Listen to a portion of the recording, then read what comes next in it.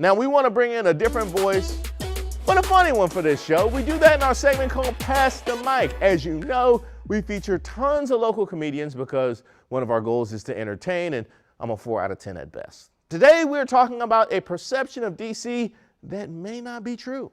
DC is known as a very transient city, but a new report finds that may not be the case. Data from the apartment list found 37% of their searches in April in the DC metro came from outside the area, which is actually below the national average for big cities, which was 40%.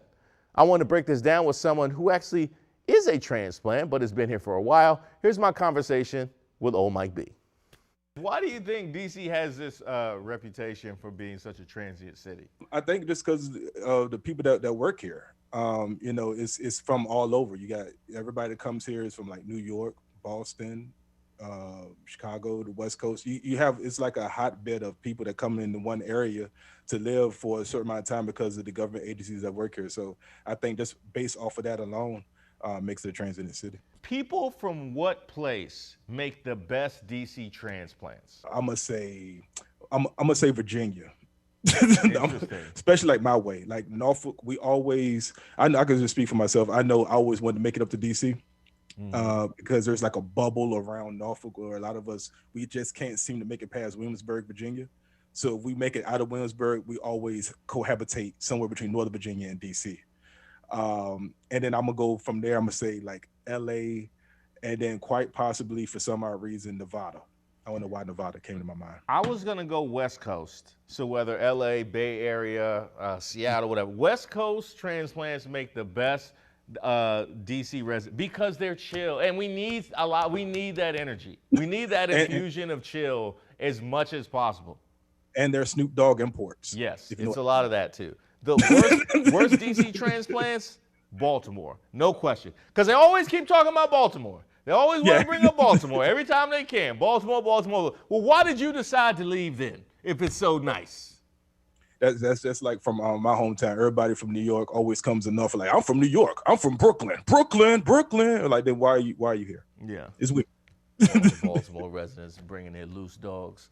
Now, how do you think having a high transient population actually affects a city? I think it affects the local neighborhood, obviously the local population, because people like to try to change the culture. Some people don't understand the culture of DC. It's a very rich culture in DC as far as like the go-go music, the food. Like one of the things that when I first moved in town, I had to try was chicken wings and mumbo sauce, 3 wings and fries, mumbo sauce on everything.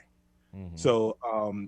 So it just makes it that way because of the simple fact of people having to not really understanding the culture of DC. It affects, that's how it affects that, understanding the culture, not knowing what's going on, and they're trying to implant what they're raised in. So you got hard-headedness that comes into different people's neighborhoods. So see, I think you're unique to be able to answer this, because I was up in New York this weekend. People were telling me about how you live in the South, being in Maryland and being in DC, and I was like, that's the silliest thing I've ever heard. We're literally the epitome of the middle.